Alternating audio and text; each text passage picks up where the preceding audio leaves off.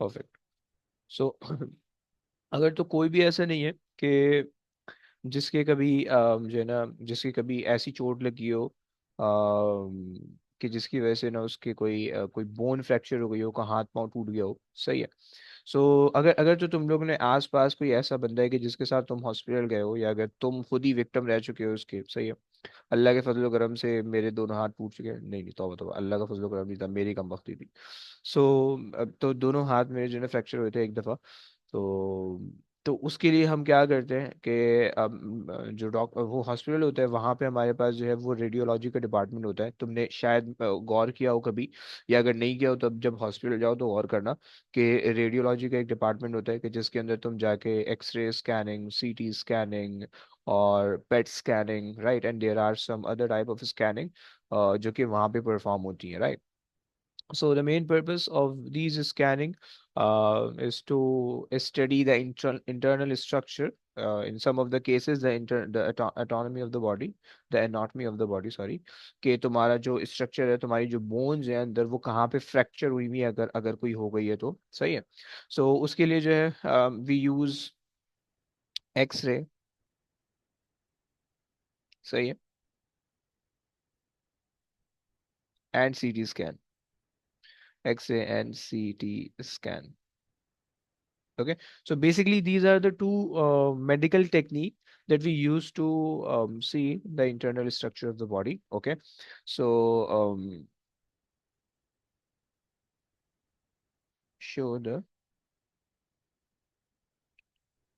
internal structure of the body, और specifically आप bones कह सकते हो, सही है। सो बेसिकली पहली चीज हमारे पास आ गई यूजेस ऑफ द रेडिएशन के अंदर, पहली चीज हमारे पास आ गई कि हम जो है एक्स रेज और सीटी स्कैन है, इससे हम क्या यूज कर सकते हैं, इससे बेसिकली हम इंटरनल स्ट्रक्चर के अंदर हम ये देख सकते हैं कि अगर कोई बॉडी पार्ट हमारा फ्रैक्चर है, कोई चीज हमारी टूट फूट गई है, तो उसको हम जो है ना जज कर सकते हैं, सही है, पहली चीज। नाउ इसके अलावा हमारे पास गामा रेडिएशन होती है, सही है।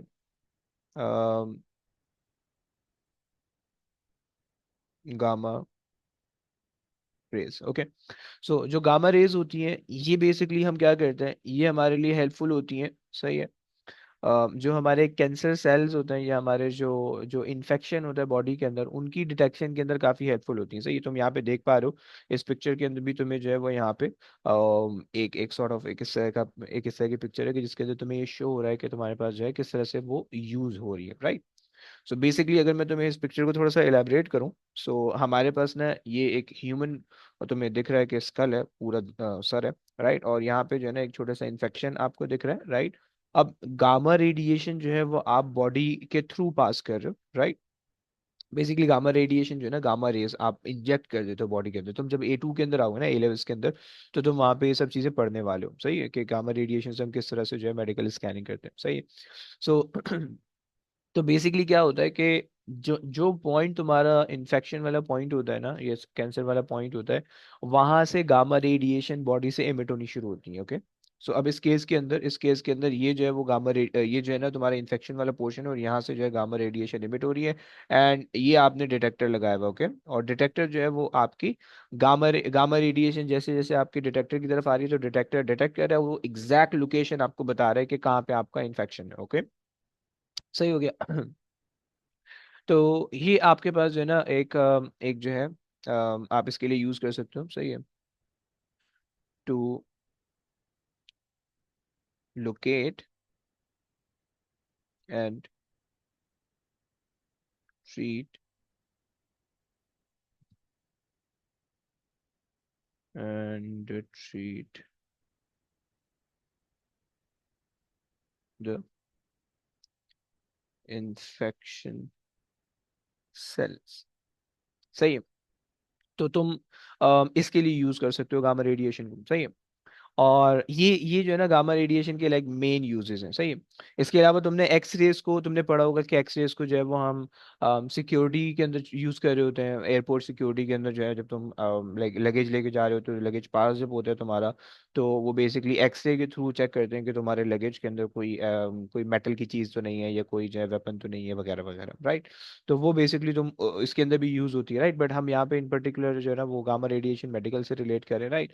सो इसके अलावा और भी हमारे पास जो है जो रेडिएशन है, रेडिएशन हमारे पास पावर, सेम रेडिएशन हमारे पास पावर प्लांट के अंदर यूज होती है, right. Use in nuclear power plant, right, for the generation of electricity, electricity, okay. So ये हमारे पास जो है वो इसकी कुछ यूजेस हो गए, ओके।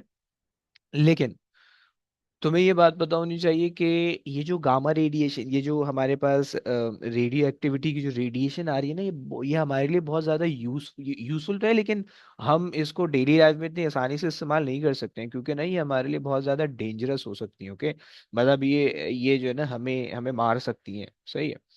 सो जो जो पहले साइंटिस्ट ना जिन्होंने रेडिएशंस को डिटेक्ट किया था, उनका नाम मैरी क्यूरी एक थे और एक पेरी क्यूरी थी, सही है। तो ये दो साइंटिस्ट थे।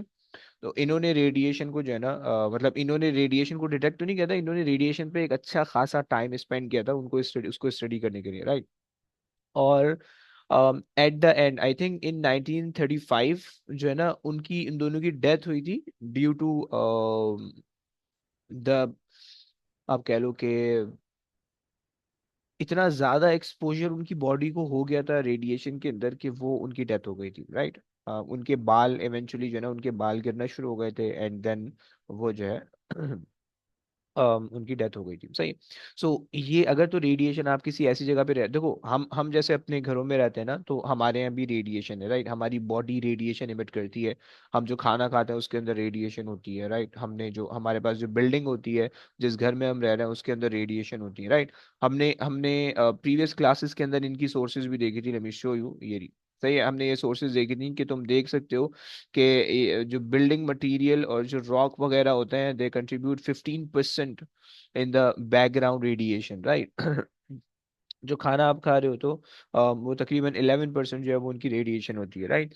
सो तो ये आपकी बॉडी जो है रेडिएशन के अंदर एक्सपोज्ड है, राइट। बट ये एक नॉर्मल रेडिएशन है, ओके, जो कि आपकी बॉडी सस्टेन कर सकती है।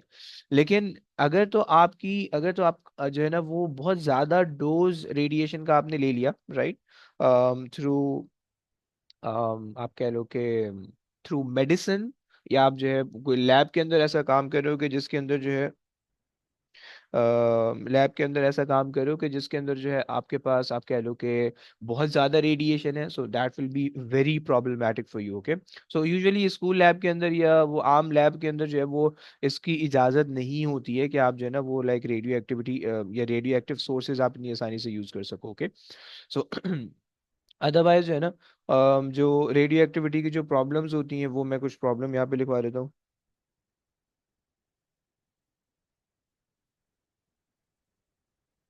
सही है। So okay,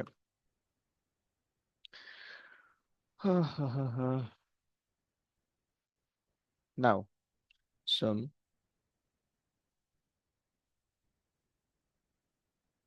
dangers of radiation, सही है। एटलीस्ट आपको कोई दो तीन आपको ना याद होने चाहिए, सही। एक मैंने अच्छी खासी पिक्चर भी ली है, मैं उसको ऊपर कॉपी पेस्ट कर देता हूँ, कॉपी एंड पेस्ट। ओए ओए बेहतरीन हो गया ये तो, सही है। अच्छा जनाब, अच्छा इस पहला पॉइंट हमारे पास यही है कि जो रेडिएशन है ना वो क्या प्रॉब्लम करती है कि वो जो है ना कैंसर आपकी आपकी बॉडी के जो सेल है ना उनको ब्रेक करना शुरू कर देती है, सही है। सेल सेल जो है ना वो ब्रेक होना शुरू हो जाए, डीएनए स्ट्रैंड जो होते हैं सेल के अंदर होते हैं, तुम लोग बायो में अगर कोई बच्चा है तो उन्होंने पढ़ा होगा, सही है। सो अच्छा, तो अच्छा उसके बाद जो है अब होता क्या है कि जब वो रेडिएशन है ना, जब वो रेडिएशन, अब यहाँ पे देखो, यहाँ पे तुम्हारे पास जो ये रेडिएशन आ रही है, right.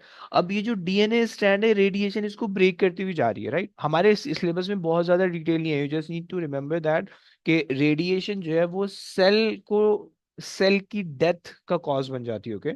Causes the cell mutation, हम वर्ड इस्तेमाल करते हैं, राइट। और सेल म्यूटेशन इस वजह से होती है कि वो डीएनए स्ट्रैंड्स को जो है ना ब्रेक करना शुरू कर देती है, ओके। सो बहुत ज्यादा डिटेल नहीं है, सिर्फ आपको इतना पता होना चाहिए, right. So it causes the cell mutation, okay. पहली चीज ये होगी। अच्छा जनाब। अच्छा, इसके अलावा जो है वो आपके पास आपके स्किन को और आपके ब्लड को डैमेज कर सकती है, ओके। सही है, क्योंकि हमने पढ़ा कि भाई हमारे पास जो अल्फा रेडिएशन है और बीटा रेडिएशन है, दे आर चार्ज्ड, ओके। वो पॉजिटिव चार्ज होती है अल्फा, और बीटा इलेक्ट्रॉन्स होते हैं नेगेटिव चार्ज होती है। सो अगर तो वो आपके स्किन से टकरा रहे हैं, तो क्या होगा कि वो आपके स्किन पे इन्फेक्शन करना शुरू कर देंगे, राइट। दाने निकलना शुरू हो जाएंगे तुम्हारे स्किन पे, तुम्हें जो है ना तुम्हें जलन, तुम्हें जो है ना अनकंफर्टेबिलिटी होने लगेगी, मतलब तुम जो है ना खारिश करने लगोगे, और इवेंचुअली जो है वो फैलता जाएगा, राइट, अगर तो तुम रेडिएशन के अंदर हो, सही है। सो तुम कह सकते हो कि स्किन एंड ब्लड डैमेज, सही हो गया। अच्छा जनाब, चलो। उसके बाद जो है एक दो और लिख लेते हैं, एक दो और लिख लेते हैं, उसके बाद जो है वो आगे चलेंगे, सही है। तुम्हारे पास एक और प्रॉब्लम होता है, हेयर लॉस। गंजी होना शुरू हो जाते हो तुम, सही है। बूढ़े होने से पहले तुम्हारे सर का चांद दिखने लगता है, समझ रहे हो। सो तुम्हारे पास आ जाता है हेयर लॉस, राइट। इनफैक्ट जो इसके पाइनियर साइंटिस्ट है, वो भी बेसिकली जो है ना उनकी डेथ भी इसी वजह से हुई थी, उनके हेयर लॉस होने लगे, एंड देन उनका सेल म्यूटेशन होने लगे, and then eventually they dies, okay. अच्छा जनाब, और हमारे पास जो है ना बर्थ डिफेक्ट होने लगते हैं, सही है। जो बेबी बॉर्न होता है, अगर अगर तो ऐसी जगह पे रह रहे हो जहाँ पे रेडिएशन है, तुम लोग ने भी सुना होगा, या तुम लोग ने ऐसा सुना होगा कि हिरोशिमा नागासाकी, जहाँ पे जो है ना अमेरिका ने जो है वो एटम बम वो किए थे, एक्सप्लोर किए थे, तो वहां पे अभी तक जो बच्चे पैदा होते हैं ना, वो वो बेसिकली जो है ना उनके अंदर एबनॉर्मेलिटीज पाई जाती हैं, राइट। उसकी वजह ये होती है कि इतनी ज्यादा एनर्जी वहां पे, और रेडिएशन उनकी बॉडी जो है ना उनकी बॉडी के थ्रू जा रही होती है, कि उनके जो बॉडी पार्ट्स हैं, वो करेक्टली सही तरीके से जो है ना वो जुड़ नहीं पाते, सही है। तो उनके अंदर अब अभी तक पाई जाती हैं, राइट। तो ये जो है ना इसका बहुत बड़ा एक इशू होता है, तो इस वजह से जो है, जो हमारे एटम बम्स जिन जिन कंट्रीज के पास है, तो उनको चलाने की जो है ना एक एक one of the main reason यही है कि अगर आप चला दोगे, तो एक तो बहुत वाइड स्केल पे जो है ना डैमेज होगा, दूसरा ये कि वो डैमेज जो है वो बहुत लंबा होगा, राइट। मतलब जो है ना वो लाइक सेंचुरीज तक वो डैमेज आपका रिकवर नहीं होगा, बिकॉज रेडिएशन तो आ गई ना, रेडिएशन तो अब एटमॉस्फेयर के अंदर है, you can not eliminate the radiation from the atmosphere, okay. बहुत मुश्किल प्रोसेस होता है, right. Japan is working on it, but अभी तक वो स्टिल कुछ पोर्शन, कुछ जगह है, कुछ रीजन ऐसी हैं कि जहाँ पे जो है वो रेडिएशन को एमिट नहीं कर सकते, तो अगर वहाँ पे कुछ जो फैमिलीज हैं और जिनके यहाँ जो है ना बच्चे पैदा होते हैं, तो स्टिल जो है वो उनके यहाँ बर्थ डिफेक्ट होते हैं, राइट। यानी अब नॉर्मल बच्चे पैदा होते हैं, सही हो गया। बच्चों समझ में आ रहा है तुम लोग को, प्लीज हाँ ना बोलते रहो यार। Yes yes sir. Sir. Birth defect, perfect, birth defect, सही हो गया। चलो भाई। ये हमने कुछ जो है ना तीन चार चीजें रेडिएशन से रिलेटेड रखी। अच्छा, तुम्हारे पास क्वेश्चन जो आएगा ना पेपर में, वो एक आधा दो नंबर का आएगा, सही है। तो तुम्हें उसी हिसाब से जो है ना बस एक दो तुम्हें एक दो वो पता होनी चाहिए, बहुत ज्यादा तुमसे जो है ना वो इसकी डिटेल नहीं मांगेगा। So don't worry, right. अच्छा, अगर जो है तुमसे हम बात करें, अब इससे बच कैसे सकते हैं, रेडिएशन से जो है ना हम किस तरह से उसको अवॉइड कर सकते हैं। तो उसको, रेडिएशन को अब आपने सही तरीके से अगर डिस्पोज कर दिया है, सही है, तो आप रेडिएशन से बच सकते हो, सही है। एक्चुअली हम रेडिएशन से पूरा कंप्लीटली नहीं बच सकते, बल्कि हम रेडिएशन को कम कर सकते हैं, ओके। हम रेडिएशन के डोज को मिनिमाइज कर सकते हैं, ओके। सो सेफ्टी प्रिकॉशंस, सेफ्टी प्रिकॉशन, सही। अच्छा जनाब, सेफ्टी प्रिकॉशंस के अंदर जनाब वो डिपेंड करता है कि आप सेफ्टी प्रिकॉशन किस तरह की आप ले रहे हो, राइट। लाइक अगर आप डॉक्टर हो तो आप तुम ना कभी अगर इस तरह से तुम्हारा हॉस्पिटल में चक्कर लगे कि जहाँ पे रेडियोलॉजी का डिपार्टमेंट हो, और उसके अंदर तुम जब भी जाओगे ना, चाहे तुम एज अ पेशेंट जाओ या तुम कोई उस पेशेंट के कंसल्ट वो बन के जाओ, क्या बोलते हैं, विजिटर बन के जाओ, राइट। तो हर दोनों केसेस के अंदर ना वो आपको एक जैकेट देंगे जिस जैकेट को आपने पहनना होगा, और उस जैकेट के अंदर ना लेड लेड कंटेनिंग मेटल होगा, राइट। यहाँ पे ना बीच में ये लेड होता है, सही बड़ा सा, तुम हाथ लगाओगे तुम्हें मेटालिक फील होगा, ओके। तुम कभी अगर हॉस्पिटल चक्कर लगाओ ना तो तुम्हें तुम्हें ये फील होगा। और जो लोग बहुत ज्यादा, यानी जो डॉक्टर्स होते हैं बहुत ज्यादा रेडिएशन के अंदर एक्सपोज होते हैं, तो वो जो है ना एस्ट्रोनॉमर्स की तरह दिख रहे होते हैं इस तरह से, सही है। बेसिकली ये एस्ट्रोनॉमर वाले कपड़े हैं, लेकिन एक्चुअली ना इसके अंदर उन्होंने लेड कंटेनिंग कुछ वो किया हुआ होता है कि जिससे आप कह लो कि थोड़ा सा जो है ना, यानी रेडिएशन से आप बच जाते हो। क्लियर हो गया? चलो जी। सो हम कह सकते हैं कि भाई,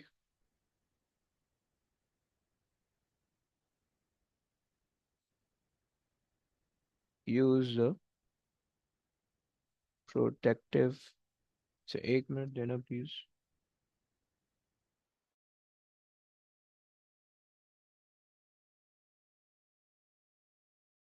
सो यूज द प्रोटेक्टिव क्लोथिंग, सही है, पहली चीज हो गई। अच्छा जनाब,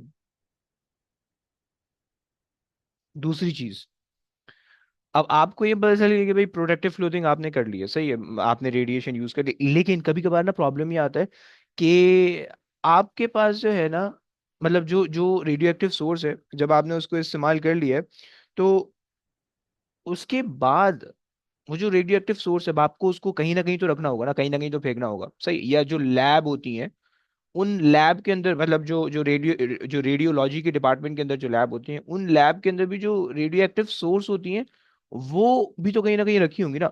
तो उसके लिए हम लेड कंटेनिंग बॉक्सेस बनाते हैं, ओके। आम आम जो है ना शीशे की डब्बी में डाल के नहीं रख देते, ओके, वरना जो है ना वो कबाड़ा ऐसी की तैसी हो जाएगी, सही है।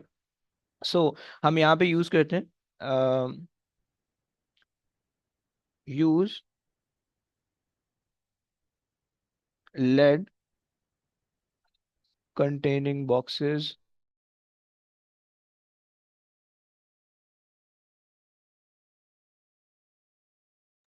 सो you use a lead containing boxes, okay, to store the radioactive sources, okay। सही है। तो ये बेसिकली क्या करता है, जितनी भी रेडिएशन है ना वो बाहर नहीं आने देता, वो सारी की सारी अंदर ही रहती हैं, और तुम जो है ना मतलब लाइक कम से कम रेडिएशन उसके उसके एटमॉस्फेयर में आ पाती हैं, ओके। ये दूसरा तरीका हो गया। तीसरा तरीका, सही है। अच्छा देखो, किस ऑर्डर में चल रहा है, अगर तो आपकी लैब में रेडियो एक्टिव सब्सटेंस पड़ा हुआ है, सही है, तो आपने उसको ऐसे ही नहीं रखना केयरलेसली, बल्कि आपने उसको लेड कंटेनिंग बॉक्सेस के अंदर रखना है, ओके। यानी बॉक्सेस के अंदर ना आपने लेड अच्छे खासे अमाउंट में लगाया हुआ, तो उसके अंदर रेडियो एक्टिव सोर्स आप रखते हो, ओके। और वो बहुत ज्यादा भी अलाउ नहीं होता है आपको लैब के अंदर रखना, बहुत छोटे से अमाउंट में, कुछ ग्राम्स में या कुछ कुछ फ्यू किलोग्राम्स में आपको इजाजत होती है, बहुत ज्यादा नहीं होती, ओके। सिमिलरली जो दूसरी चीज है कि अगर आप उसको यूज कर रहे हो, ओके, अगर तो आपने रखा हुआ है तो आपने क्या करना है, लेड कंटेनिंग बॉक्सेस के अंदर अगर आप उसको यूज कर रहे हो, तो यूजेज के लिए आपको क्या करना पड़ेगा, प्रोटेक्टिव क्लोथिंग के साथ आप उसको यूज करोगे, राइट। एंड सिमिलरली जब आपने यूज कर लिया, इन सारे काम हो गए, अब वो आपके किसी काम का नहीं रहा नाउ। अब प्रॉब्लम आती है डिस्पोजल की, राइट। अब आपने उसको जो है ना किसी ऐसी सेफ जगह पे फेंकना है कि उसकी रेडिएशन लोगों को अफेक्ट ना करें, ओके। मतलब आप ऐसी कचरे की जगह पे, या ऐसी जो है ना, जो आपके नॉर्मल जो डस्टबिन होते हैं वहां नहीं फेंक सकते आप, ओके, ऑब्वियस सी बात है, वरना वो रेडिएट करते रहेंगे, और इवेंचुअली जो आसपास जो भी लोग रह रहे होंगे उसको बहुत ज्यादा इफेक्ट होगा, ओके। सो तो हम क्या कहते हैं, अ, अच्छा, अब जब हम इसको डिस्पोज कर रहे होते हैं ना, तो हम इसको नॉर्मली भी ऐसे ही नहीं डिस्पोज कर देते कि यहाँ पे हमने साइड में ले जाके रख दिया या कोई अलग सी जगह पे रख दिया, बल्कि हम एटलीस्ट जो है वो 500 से 1000 meter below the surface level हम नीचे जाके ना उसको दफन करते हैं, उसको डिस्पोज करते हैं, ताकि जो है ना उसकी रेडिएशन सरफेस तक ना आ सके, राइट। और वो जिस जगह पे हमने उसको कंटेमिनेट किया होता है, जिस जगह पे हमने उसको जो है ना डिस्पोज किया होता है, वहां पे फिर किसी आम बंदे को जाने की इजाजत भी नहीं होती, वहां पे सिर्फ रेडियोलॉजी के डिपार्टमेंट के लोग सिर्फ जा सकते हैं। Okay, so dispose it underground. सही है। अच्छा जी, चलो, बस ये हमारा काम हो गया, चैप्टर हमारा कंप्लीट हो गया। सही है। मैं एक आखिरी क्वेश्चन पूछता हूँ, उसके बाद जो है ना मुझे पास पेपर लेके जाना है। सो मेरे पास जो है ना दो रेडियो एक्टिव मटीरियल है। सही है। दो रेडियो एक्टिव मटीरियल है। एक मटीरियल है मेरे पास, एक मटेरियल मेरे पास एक्स, ओके, उसकी हाफ लाइफ मैंने तुम्हें दे रखी है 10 आवर्स, ओके। और एक मटेरियल है मेरे पास वाई, सही है, और उसकी हाफ लाइफ मैंने दे रखी है 2 years, ओके। सही है। ये मेरे पास दो रेडियो एक्टिव मटीरियल, सही है। मुझे बताओ कि तुम लोग को, मतलब तुम बस सिर्फ नॉर्मली सोचना, सही है, बहुत ज्यादा मैं डिटेल में तुम लोग से नहीं चाहूंगा, बस सिर्फ नॉर्मली सोच के मुझे बताना कि तुम लोग को क्या लगता है। सही है। अगर तो तुम्हारे पास एक्स है या वाई है, तुम लोग को कौन सा जो है ना हैंडलिंग में या सेफ्टी प्रिकॉशन के हिसाब से, या अगर तुम हार्मफुलनेस की बात करो, तो कौन सा तुम्हारे लिए लेस हार्मफुल होगा और कौन सा तुम्हारे लिए मोर हार्मफुल होगा? कोई बच्चा मुझे बता सकता है कौन सा मटेरियल आपके लिए लेस हार्मफुल होने वाला है और कौन सा मटेरियल आपके लिए जो है वो मोर हार्मफुल होने वाला है? एनीबडी? चलो मैं नाम ले लेता हूँ। मुझे मुझे बता दो।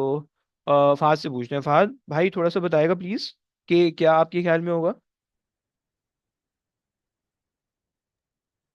ए। यस।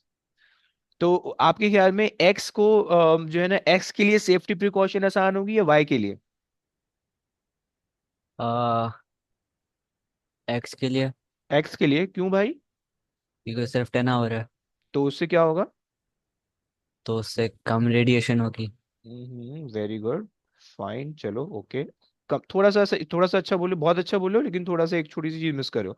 मैं भी कंफ्यूज नहीं करना चाह रहा, मैं चलो दूसरे बच्चों की तरफ चल रहा हूँ। खदीजा, आप कुछ बताओगे कि क्या?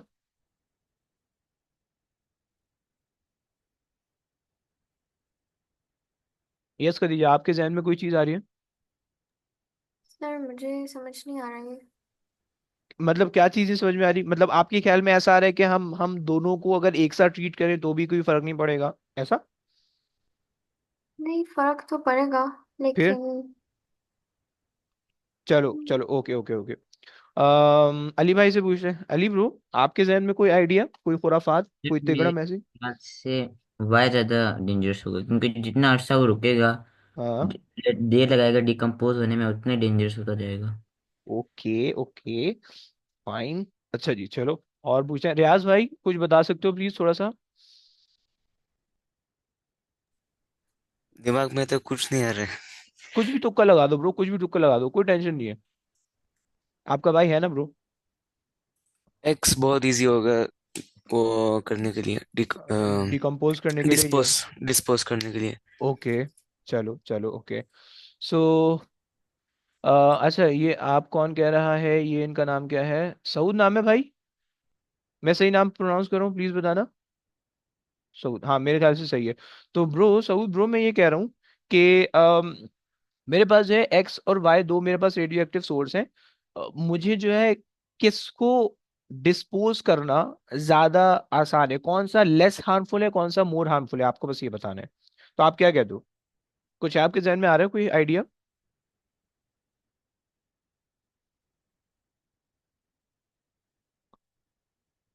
यार बोल लो यार प्लीज, मुझे आवाज सुननी है। अच्छा चलो, ओके ओके ओके, खैर है खैर है, सही है, समझ गया। सो आप ये कह रहे हो कि एक्स ज्यादा इजियर होगा, सही है। एंड चलो ओके, बेहतरीन है, सही है। तकरीबन जितने बच्चे, अगर अगर तुम लोग ये कह रहे हो कि एक्स वाला ज्यादा इजियर है, वाई वाला डिफिकल्ट है, तो तुम्हारा रीजन क्लियरली ये होना चाहिए कि एक्स का जो हाफ लाइफ है वो कम है, राइट।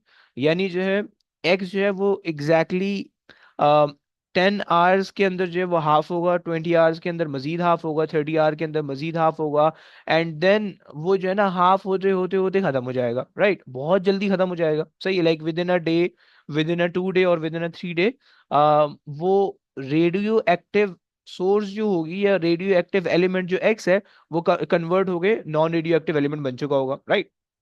लेकिन जो वाई होगा उसको 2 साल लग रहे हैं आधा होने में, राइट। क्योंकि तुम्हें पता है हाफ लाइफ का मतलब ये होता है कि एग्जैक्टली अगर मेरे पास 1000 एटम है वाई के, तो 2 साल बाद एग्जैक्टली 500 बचेंगे, सही, फिर 2 साल बाद एग्जैक्टली 250 बचेंगे, राइट।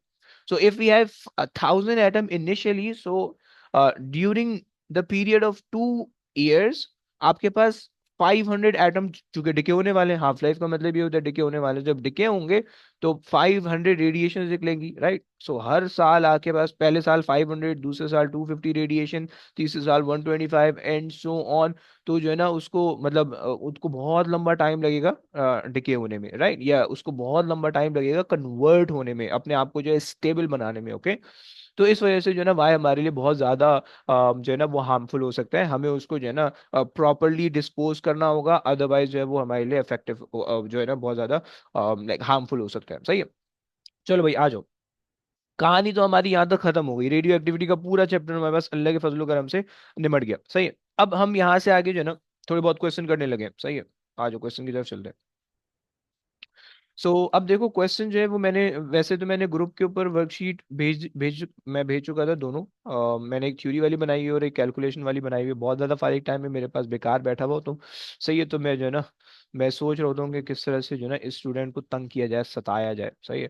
तुम लोग की ना हंसी खुशी टीचर से बर्दाश्त नहीं होती, ये देखो ये ट्रू है, ये फैक्ट है, सही है। मतलब जो है ना स्टूडेंट खेल कूद रहे हो, स्टूडेंट इंजॉय कर रहे हो, ये टीचर से बर्दाश्त नहीं होता, ये पता नहीं ऐसा क्या मसला है। तो ना मैंने कुछ वर्कशीट बनाई है, आज उसको सॉल्व कर दें। मेरे पास यहाँ पे खुली हुई है, यस आई हैव इट। आ जाओ, आसान आसान सी वर्कशीट है, बहुत आसान सी है। कुछ क्वेश्चन करते हैं और फिर उसको जो है तुम लोग को समझ में भी आ जाएगा, सही है। Let me take you here, ये आ गई पहली वर्कशीट, सही है। अच्छा जनाब, अब देखो सीन ये है कि ये जो पहली वर्कशीट है इसके अंदर जो है ना वो रेडियो एक्टिविटी के कैलकुलेशन बेस्ड क्वेश्चन है, राइट। और तकरीबन तकरीबन जितने कैलकुलेशन बेस्ड क्वेश्चन है 3 पैटर्न पे आएंगे, सही है। एक पैटर्न होगा ग्राफ वाला, सही है। ग्राफ कभी कभार वो ग्राफ देगा, बहुत कम ग्राफ वाले आते हैं, वरना ज्यादातर 2 पैटर्न पे आते हैं, सही है। या तो तुम्हारे पास उसने जो है ना वो रेडियो एक्टिव सोर्स दी हुई होगी और तुम्हें जो है ना हाफ लाइफ दी हुई होगी, तुम्हें सॉल्व करना होगा, राइट। और जब तुम सॉल्व करोगे तो तुम रेडिएशन निकाल लोगे, तुम्हारा आंसर हो जाएगा, राइट। एक टाइप तो ये, दूसरी टाइप ये है कि तुम्हें जो है वो बैकग्राउंड रेडिएशन के साथ वो दिया हुआ होगा और तुम्हें उसको सॉल्व करना होगा, राइट। चलो ये 2 टाइप के क्वेश्चन है और प्लस ये एक तीसरा ग्राफ का, राइट। 3 क्वेश्चन हम यहाँ से करते हैं, फिर उसके बाद थ्योरी वाले पे लेके चलेंगे, थ्योरी वाला बहुत ज्यादा सिंपल होने वाला है, okay.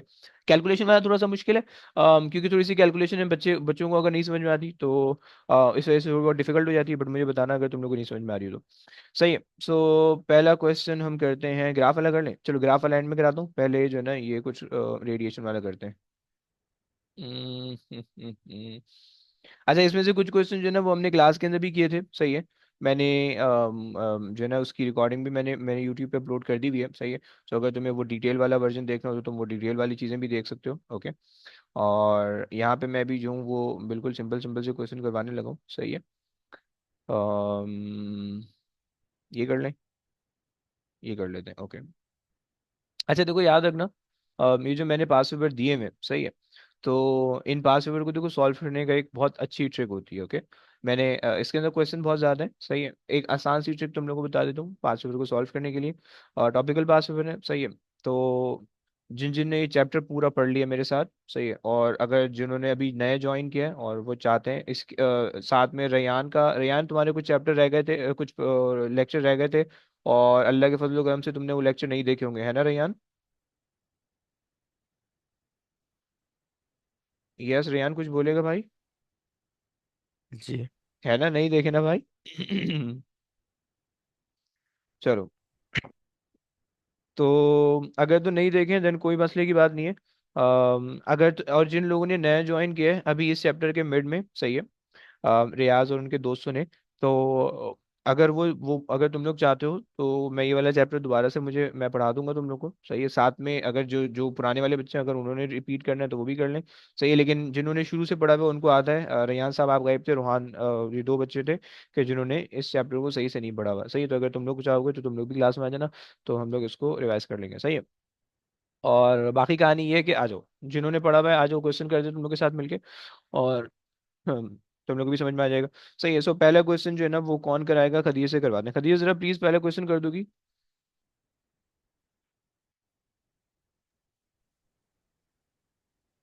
Thorium-234 is radioactive. It decays by beta emission to form an isotope of protactinium.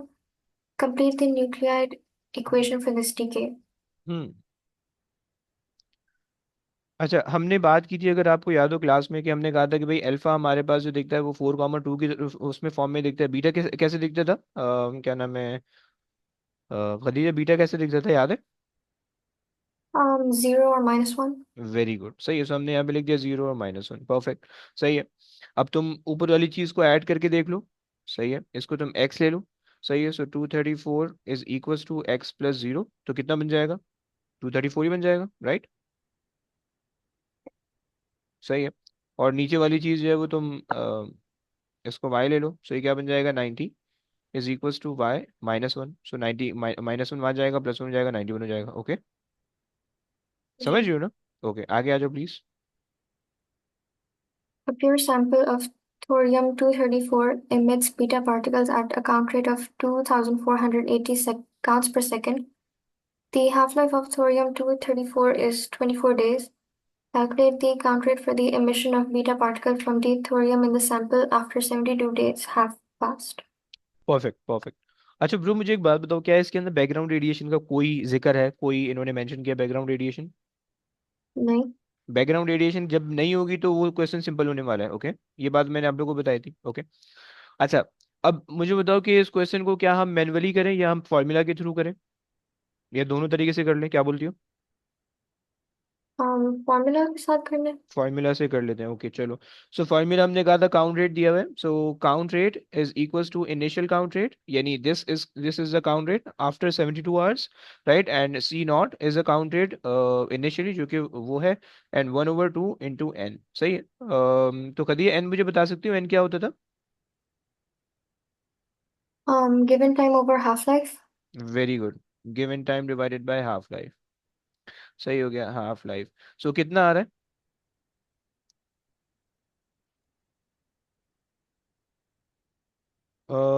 Okay, तकरीबन, सही, एक मिनट, एक मिनट।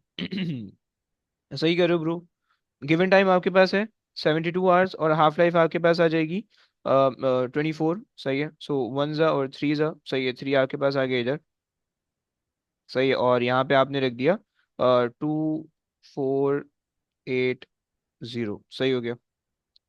सो रियाज भाई कह रहे हैं कि 310 काउंट्स आ रहे हैं, देख लो प्लीज, सही आ रहे हैं।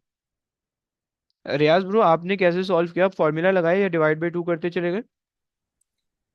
मैंने पहले वो 72 डिवाइड बाई 24 किया। ओके, उसमें 3 हाफ लाइफ मिला, तो मैंने 3 बार डिवाइड बाई 2 तीन किया। बार डिवाइड, परफेक्ट, परफेक्ट, बेहतरीन काम कर लिया आपने, सही है। उसको हम मैनुअल मेथड कहते हैं, सही है। और वो भी आपको सही आंसर दे देते हैं, सही है।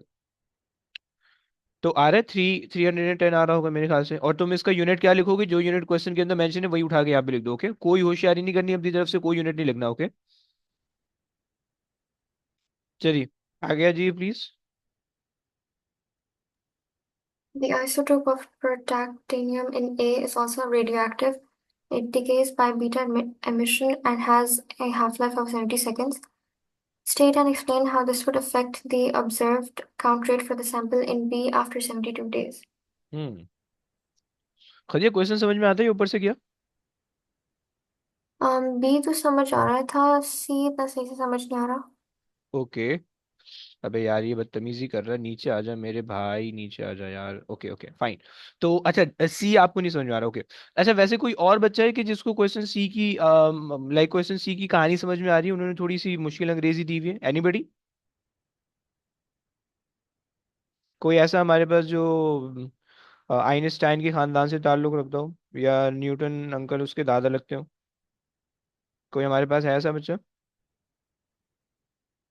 तो इसमें ये लिखे कि ये जो हम्म। आइसोटोप है जी वो जी। वो भी रेडियो एक्टिव है, पर उसका हाफ लाइफ कम है as compare to rest. So 70 second से तो क्या डिफरेंस होगा जब उसको सेम ही टाइम के बाद हम काउंट रेट क्या होगा सेम ही टाइम के बाद बस का हाफ लाइफ जब हम कम कर देंगे। है। अच्छा।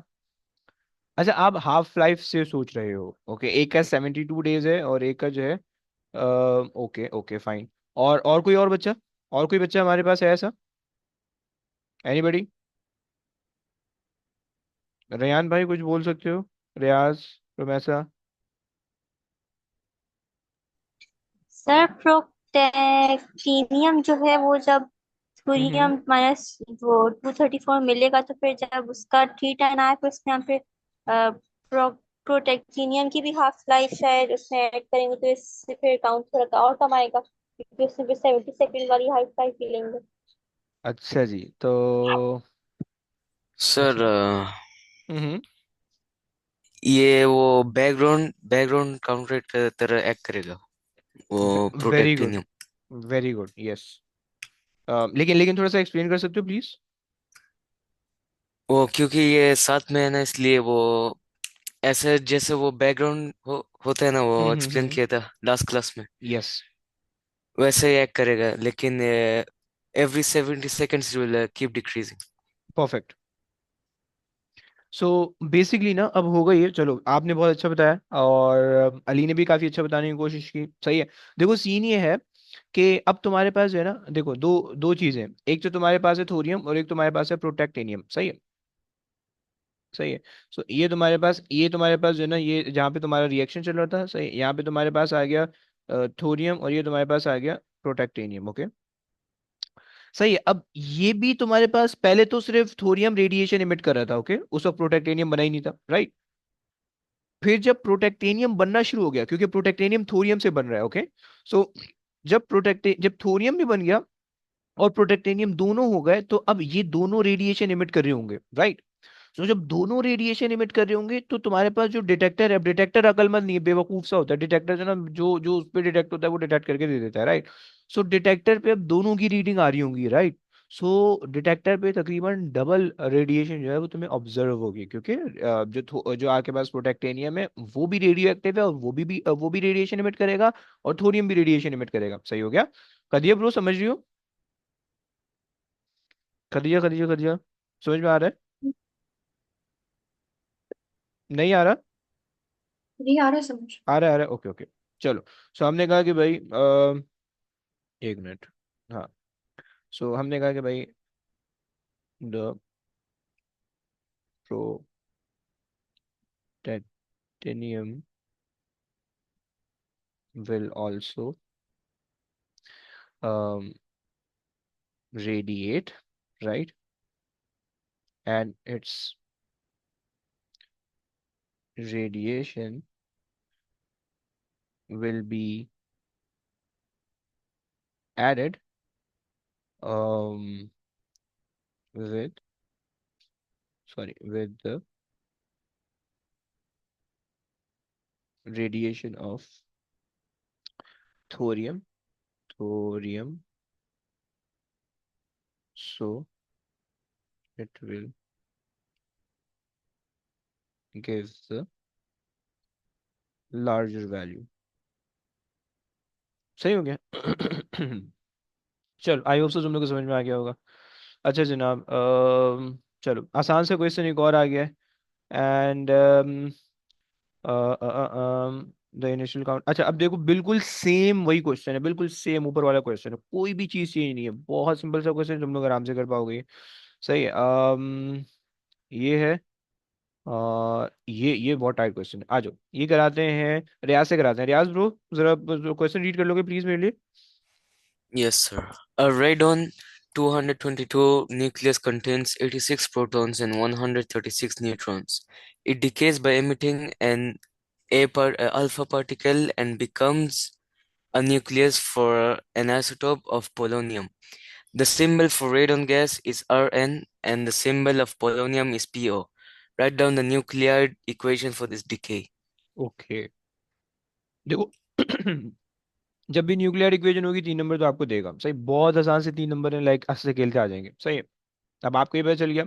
सबसे पहले तो देखो, आपने न्यूक्लियर इक्वेशन के अंदर कुछ चीज़ों का ख्याल रखना है, सही है। सबसे पहली चीज़ कि आपने रिएक्टेंट पता होने चाहिए, सही है। उसके बाद आपके पास प्रोडक्ट पता होना चाहिए, प्लस जो भी चीज़ रेडिएट हो रही है वो आपको पता होनी चाहिए, रेडिएट, राइट, ये रेडिएशन, सही है। 3 चीज़ें आपको पता होनी चाहिए, आपका काम हो जाएगा, ओके। उसने कहा कि भाई, अच्छा चलो रियाज, मुझे बता सकते हो कि इसमें रिएक्टेंट क्या होने वाला है? वो रेडॉन। वेरी गुड, रेडॉन आ गया, परफेक्ट। अच्छा, अब मुझे बता सकते हो कि प्रोडक्ट क्या होने वाला है? पोलोनियम। Perfect perfect. और साथ में जो रेडिएशन निकल रही है वो किस टाइप की है? अल्फा। ऑसम, सही हो गया। अच्छा जनाब, अब आपके पास, आपको पता है कि अल्फा का सिंबल, अब देखो उसके प्रोटॉन नंबर न्यूक्लियॉन नंबर भी हमें लिखने हैं, ओके। हम केमिस्ट्री नहीं पढ़ रहे हैं, सही है। केमिस्ट्री एग्जामिनर को आती है, तो वो आपसे केमिस्ट्री टेस्ट नहीं कर रहा है, सही है। वो आपसे क्या टेस्ट करना चाह रहे हैं? वो आपसे टेस्ट करना चाह रहे हैं तुम इसका proton number, neutron number, proton number और न्यूक्लियॉन नंबर बेसिकली लिखते हैं, तो वो चीजें तुम सही लिख पा रहे हो नहीं? सही है। तो सबसे पहले तो तुम ये बताओ कि रेडॉन के ऊपर क्या लिखोगे और नीचे क्या लिखोगे? ऊपर लिखेगा 222 perfect. And and 86। Very good, 86, perfect. Now proton and fine. And what about the alpha particle? 4 and 2। 4 and 2, okay. अच्छा, प्लीज कीप इन माइंड बच्चों, जब भी तुमसे न्यूक्लियर इक्वेशन पूछते हैं, right, then always write the reactant first and then write the radiation first second, and then आखिरी में जो है ना, आपने जो भी प्रोडक्ट है, जो पोलोनियम है, वो आपने उसको फिल आउट करना है, okay. Now so Rayan bro, can you tell me, नहीं रेयान, कौन था? रियाज, हाँ रियाज, रियाज भाई। सो मुझे बता सकते हो कि अब इसमें क्या होगा पोलोनियम के अंदर? 218 perfect, 218 and and then 84।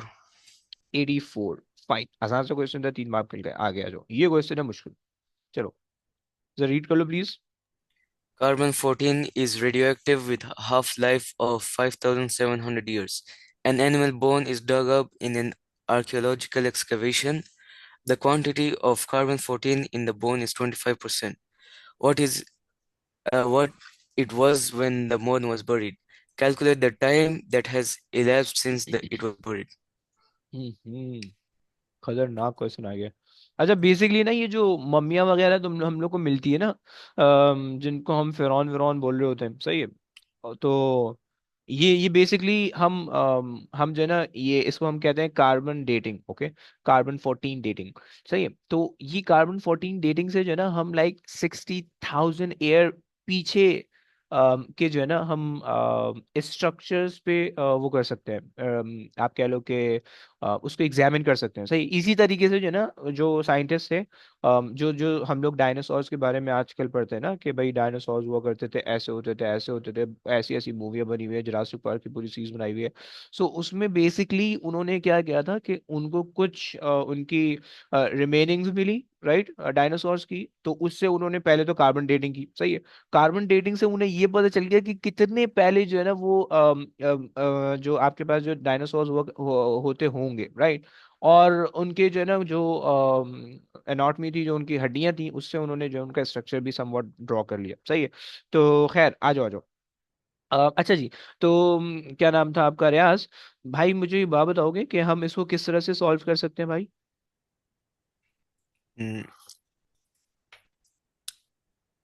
We minus 100, 100 minus 25, 100 - 25, okay.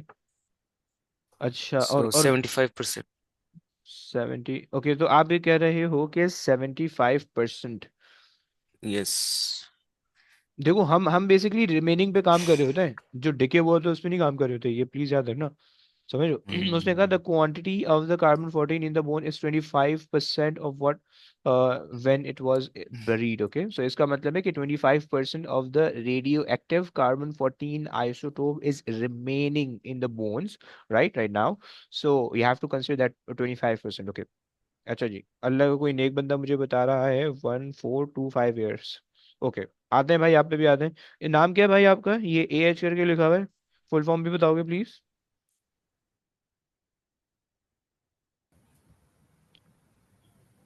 ये मैंने सिर्फ ऐसे दिया है, मेरा ये एक्चुअल नाम नहीं है। है क्या नाम है भाई? नाम तो बताओ यार। इफ़त। ओके, इफत इफत। तो इफत भाई आपने क्या किया ऐसा जो आपके पास 11425 आया? अ, जो रियाज ने बोला, 100 माइनस 25, 75, तो 75 over 100, 0.75। Okay. So 5,700 my times 0.75, I got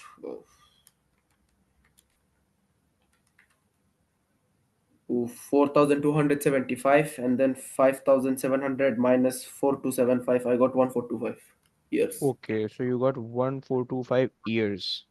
but एक प्रॉब्लम है। 1425 ईयर्स आपने बोला। 1425 ईयर्स, ओके। इन्होंने कहा है कि हाफ लाइफ जो है वो 5700 ईयर्स है, राइट? और उन्होंने कहा कि उसके बाद जो है वो इतना कम हो गया है। But you are not getting exactly one half life past, okay? आप समझ पा रहे हो ना मैं क्या कह रहा हूँ? Yes. सही है ना? हाँ. तो ये थोड़ा सा प्रॉब्लम हो सकता है इसमें, सही है। अच्छा जी। इसको अगर हम ट्राई करने की कोशिश करें। सर, बोलो बोलो बोलो। क्या हम 5700 प्लस 1425 करेंगे तो आंसर 7125 होगा क्या? नहीं। देखो ना, आप लोग इसको ऐसे सोचो। देखो 25% का मतलब क्या है? 25% का मतलब ये है, यस रियाज ब्रो सही कह रहे हो, सही है। अब आपने 25% को लेके काम किया रियाज, है ना? Yes, sir. सही है। सो आपने बेसिकली क्या करना है, अगर आप इसके अंदर फॉर्मूला भी लगा सकते हो, सही है। आप जो है इसके अंदर फॉर्मूला लगा रहे हो, C = C0 1/2 × n, सही है। अब आपने यहाँ पे कंसिडर किया होगा कि भाई 25% is remaining, okay. And initially हमने कहा कि भाई 100% है, राइट? क्योंकि अगर परसेंटेज परसेंटेज की स्केल पे चलो तो इनिशियल हमेशा 100% ही होने वाला है, ओके। और वो लेस देन जितना भी होगा, राइट? सो और आपके पास आ गया 1/2 × n, सही हो गया। आपने कहा कि भाई कट आउट किया, सो 1 जा 1 4 जा 1/4 is equals to 1/2 to the power n, सही। You can also write this as this 1/4 as 1/2 to the power 2, right? And अब आपको पता चलिए कि n is basically equal to 2, right? तो आप लोगों ने मैथ्स में पढ़ा होगा कि अगर बेसेस सेम होती हैं और एक जो है वो राइट साइड पे होता है एक लेफ्ट साइड पे होता है, you can equate the powers, okay. Now you also know um, that the n is basically the given time divided by half life, right? And half life is given as 5700 years, right? So आपने लिख दिया 5700 years, right, is equals to, जब आपने इसको यहाँ multiply by 2 किया तो आपके पास आ गया जो आंसर रियाज भाई ने बताया, राइट? समझ पा रहे हो बच्चों? Any problem? जब भी देखो, जब भी तुम लोग जो है वो कैलकुलेशन किया करोगे, please keep in mind radio activity की कैलकुलेशन करते हुए जो चीज रिमेनिंग होगी तुमने उसको कैलकुलेट करना है, ओके। जो चीज डिके हो चुकी है तुम्हें उसको कैलकुलेट नहीं करना होता, please keep in mind that, okay. तो तुमने क्वेश्चन के अंदर ये कॉन्टेक्स्ट से रीड करके तुम्हें खुद ही ब खुद इंशाल्लाह पता चल जाएगा कि कौन सी चीज रिमेनिंग है और कौन सी चीज डिके हो चुकी है, ओके। जो चीज डिके हो चुकी है वो तो किसी और फॉर्म में कन्वर्ट हो गई, राइट? तो उसके लिए हमें रिक्वायर, उसकी हमें जरूरत ही नहीं है, ओके। चलो आगे चलते हैं। अच्छा जी, ओके, एक प्रॉब्लमेटिक क्वेश्चन है।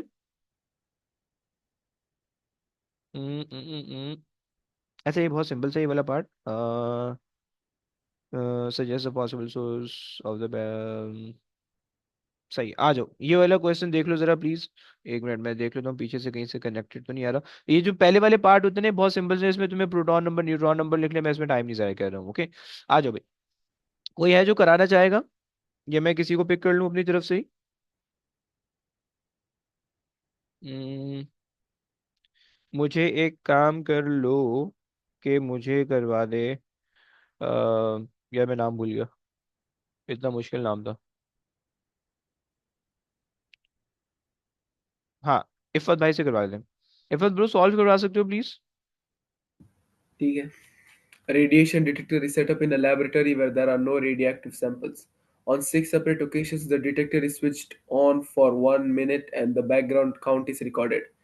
The counts are 23, 27, 25, 24, 20, and 25. Perfect. State why the readings are not all identical. हम्म, आसान सी चीज। अब देखो, ये आपके ख्याल में ये है क्या चीज, पहले तो आप मुझे ये बताओ। मतलब ये जो रीडिंग आपके पास आ रही है, ये रीडिंग किस चीज को रेफर करिए, क्या आप मुझे ये बता सकते हो? Half-life? ब्रो, रेडिएशन की रीडिंग है।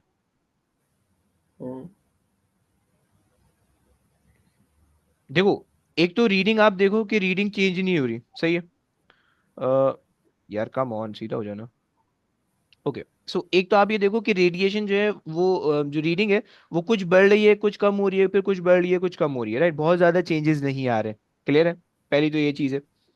अच्छा जनाब, जब भी इस तरह का कोई क्वेश्चन आप लोग को दिखे, प्लीज कीप इन माइंड, जब भी आपको कोई इस तरह का क्वेश्चन दिखे कि जिसके अंदर उसने कोई इस तरह की रीडिंग मेंशन की हुई हो, राइट, कि जो फ्लक्चुएटिंग हो, ऊपर नीचे हो रही हो किसी भी एक एक पॉइंट से या किसी भी एक रेंज में, तुम देख पा रहे हो मैक्सिमम रीडिंग है 25, मिनिमम है 20, 20 और 27 के बीच में वो हो रही है, फ्लक्चुएट हो रही है। जब भी ऐसा कोई क्वेश्चन आएगा, प्लीज कीप इन माइंड कि ये वाली रेडिएशन हमेशा बैकग्राउंड रेडिएशन होने वाली है। ओके, समझ रहे हो भाई? इफत ब्रो, समझ रहे हो? हाँ. जी सही सर। हो गया? परफेक्ट। सही है, तो इसकी आपने क्या लिख दिया कि ये आपके पास जो है वो बैकग्राउंड रेडिएशन है, और बैकग्राउंड रेडिएशन चूंकि रैंडम होती है, इस वजह से जो है ना ये ऐसी ऑडम बॉडम आ रही है। सही है, सो आपने कहा कि भाई state why the reading, so as the background radiation is random, right, तो उसकी वजह से जो है ना वो आपको एक फिक्स वैल्यू नहीं मिल रही, थोड़ी बहुत आगे पीछे चेंज हो रही है। आगे आ जाओ प्लीज, अगला रीड कर लो। So just a possible source for this background radiation. हम्म, आपके जहन में कोई? क्या होगा ये? देखो, वो तमाम चीजें कि जो आपको जो है ना मतलब लाइक रेडिएशन को, बैकग्राउंड रेडिएशन को ला सकती हैं, राइट। आप रेडॉन गैस कह सकते हो कि ये रेडॉन गैस 50% कंट्रीब्यूट करता है। ओके, इस तरह से फूड जो होता है, खाना पीना जो हम खा रहे होते हैं, सही है, वो भी बैकग्राउंड रेडिएशन के अंदर आपको वो कर रहा होता है। अभी हम पढ़ के आ रहे हैं मेडिकल इमेजिंग, सही है, जो हमने एक्सरेज पढ़ा, और जो है आपने गामा रेडिएशन से जो हमने स्कैनिंग की, सही है, वो सारी सारी जो है ना मेडिकल के थ्रू हमारे पास रेडिएशन बैकग्राउंड के अंदर आ रही होती है, राइट, या इन्वायरमेंट के अंदर आ रही होती है। सही है, तो आप कोई भी लिख सकते हो। सही है, आप लिख सकते हो भाई रेडॉन गैस, आप लिख सकते हो, आप लिख सकते हो क्या लिख सकते हो आप कह सकते हो कि भाई मेडिकल इमेजिंग कह सकते हो, सही है, मेडिकल मेडिकल ट्रीटमेंट कह सकते हो, राइट। सही हो गया। और चलो, ये दो चीज हो गई। आगे आ जाओ प्लीज, ये कैलकुलेशन वाली पार्ट वाला पार्ट इंपॉर्टेंट है, ये बस जो है ना तंग करेगा। Yes. A sample containing only one radioactive isotope is brought into the laboratory. The half-life of the isotope is 15 hours.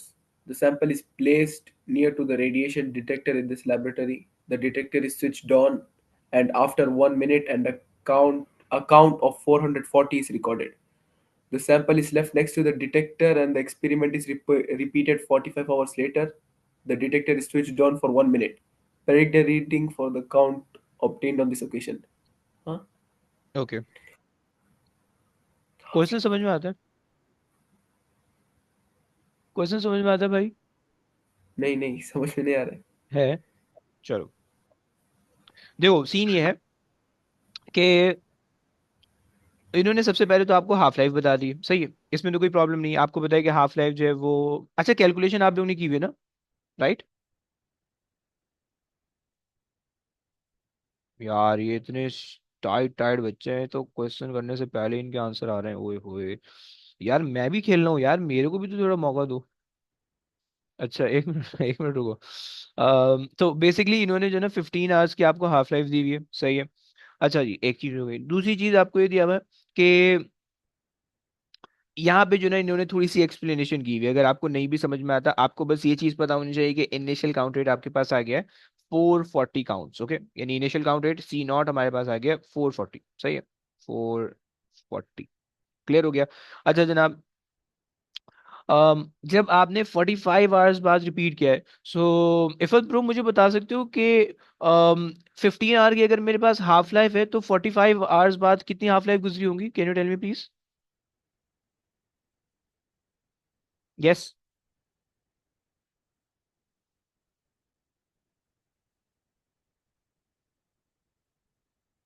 तो बोल लो यार। 3 परफेक्ट। हाँ। सर। चलो।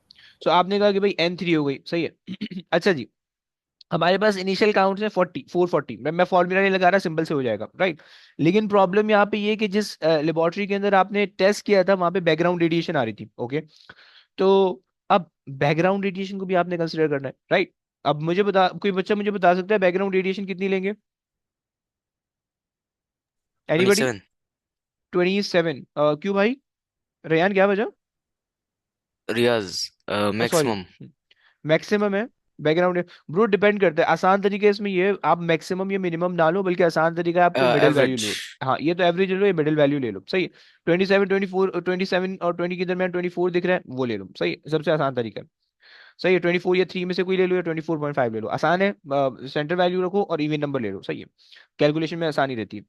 सही है, क्योंकि जब डिवाइड बाय टू कर रहे होते हैं ना तो स्ट्रेट अवे हो जाता है, वरना 0.5 आता है, वो आजाद बन जाता है, ओके।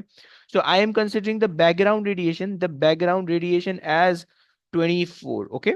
देखो तुम्हारे ऊपर डिपेंड करता है कि तुम बैकग्राउंड रेडिएशन क्या ले रहे हो, तुम 25 ले रहे हो, तुम 23 ले रहे हो, तुम्हारे ऊपर डिपेंड करता है, but you should mention the background radiation that you are taking in the question, okay. मैंने यहाँ पे बता दिया background radiation as 24, okay. Examiner देखो वो मुसलमान नहीं है, उसके पास जिब्राइल अलैहिस्सलाम नहीं आएंगे बताने के लिए कि भाई ये जो है ना, इस बच्चे ने ये 24 जो है ना बैकग्राउंड रेडिएशन लिए, के आपको खुद ही लिखना पड़ेगा, राइट। अच्छा जी, बैकग्राउंड रेडिएशन का रूल ये कि आपके पास जो है जब भी बैकग्राउंड रेडिएशन आती है आपको इनिशियली सब्ट्रैक्ट करना पड़ता है, फिर उसके बाद आप कैलकुलेट करते हो, फाइनली ऐड करना पड़ता है। क्लियर हो गया? बैकग्राउंड रेडिएशन का रूल समझ में आ गया? सही है, इनिशियली आपको सब्ट्रैक्ट करना पड़ता है, फिर उसके बाद आप कैलकुलेशन करते हो, फिर उसके बाद आपने ऐड करना होता है, सही है। सो इनिशियली सब्ट्रैक्ट करोगे किसमें से? जो आपको इनिशियल वैल्यू है। सो इनिशियली मैंने सब्ट्रैक्ट कर दिया बैकग्राउंड रेडिएशन को, सही है। मेरे पास आ गया कितना? कितना आ जाएगा मेरे पास? 416, 20, 30, 40, ओके। सो मेरे पास इनिशियल रीडिंग आ गई 1416, ओके। अब मुझे इसको कितनी दफा डिवाइड बाय 3 करना है, डिवाइड बाय 2 करना है 3 बार, सही है। सो 416 डिवाइडेड बाय 2, सही है। सो मेरे पास कितना आ जाएगा? 2 एंड 76 कैसे आएगा भाई? फाइनल आंसर बता रहे हो? अगर तो फाइनल आंसर बता रहे हो तो ओके फाइन। सो यार थोड़ा सा मेरी हेल्प करो ना यहाँ पे साथ साथ निकालने में, ताकि दूसरे बच्चे जो हैं उनको भी समझ में आ सके। 208। 208, ओके परफेक्ट। ये हो गई first half life, divide by 2 करोगे, सही है। ये फर्स्ट हाफ लाइफ गुजर जाएगी, तो ये कितनी हो जाएगी? 104। 104। 1 104। 104, परफेक्ट। और जब एक और बार डिवाइड बाय 2 करोगे सो विल गेट 52।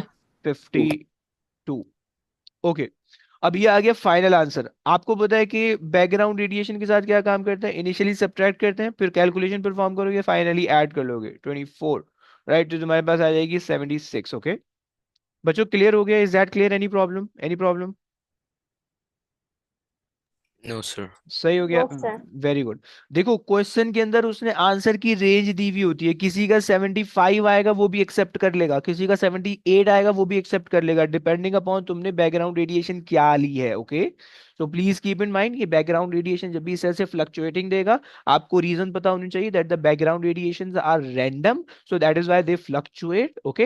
एंड जब आप क्वेश्चन के अंदर लोगे देन आपको जो है वो कोई भी एक फिक्स कर लो, सही है, और फिर उसको सॉल्व कर लो, और आपका आंसर दूसरे के आंसर से 1 या 2 या 3 के डिफरेंस से हो सकता है, ओके। तो ये हमारे पास रेडिएशन वाले क्वेश्चन मैंने करवा दिए, ओके। अच्छा, अब देखो क्वेश्चन सॉल्व करने का तरीका क्या होगा। मैं क्वेश्चन तुम लोग को भेजने लगा हूँ, थोड़े से ज्यादा क्वेश्चन है, लेकिन मैं तुम लोग से यही चाहूंगा कि तुम लोग इसको कंप्लीट करो। आसान क्वेश्चन है रिलेटिवली, राइट। लेकिन जो है ना, अगर बच्चे नहीं करते तो वो भूल जाते हैं इसको किस तरह से करना है, सही है। So before the next class जो कि मंडे को होने वाली है, रोजाना जो है इसके तकरीबन 7 क्वेश्चन तुमने करने हैं, और 7 क्वेश्चन करने में, एक क्वेश्चन करने में तुम्हें 3 मिनट से ज्यादा नहीं लगना चाहिए, ओके। रोजाना तुमने 7 क्वेश्चन अटेम्प्ट करने हैं, मैं नहीं बोल रहा कि कंप्लीट करो, तुमसे कोई क्वेश्चन नहीं हो रहा just skip it, okay, mark कर दो कि भाई नहीं हो रहा मुझसे, स्किप इट, ओके। रोजाना 7 क्वेश्चन करो, और at the end of the week यानी मंडे के क्लास से पहले तुम्हारे सारे की सारी ये वर्कशीट आराम से हो जाएगी, ओके। मतलब तुम्हारे पास कल का दिन है, परसों का दिन है, तरसों का दिन है, और उसके बाद जो है वो संडे का दिन है, सही, 4 दिन है, आराम से हो जाएगी वर्कशीट, सही। सो इसलिए प्लीज इसको क्वेश्चन को अटेम्प्ट करो, सही। जो क्वेश्चन जो पार्ट नहीं हो रहा व्हाट्सएप करना है व्हाट्सएप कर दो, अब क्लास में पूछना है क्लास में पूछ लो, नेक्स्ट क्लास में हमने इसके जो है ना फिर उसके बाद जो है नेक्स्ट क्लास में हमने अगले चैप्टर स्टार्ट करना है, अगर तुम लोग को इसमें प्रॉब्लम होगा तो हम वो देखेंगे, सही है। ब्रो मैं सारी चीज़ें भेज रहा हूँ। मैं ये इसके जो लेक्चर मैंने लेक्चर जो लिखा था वो भी मैं भेज रहा हूँ ग्रुप पे।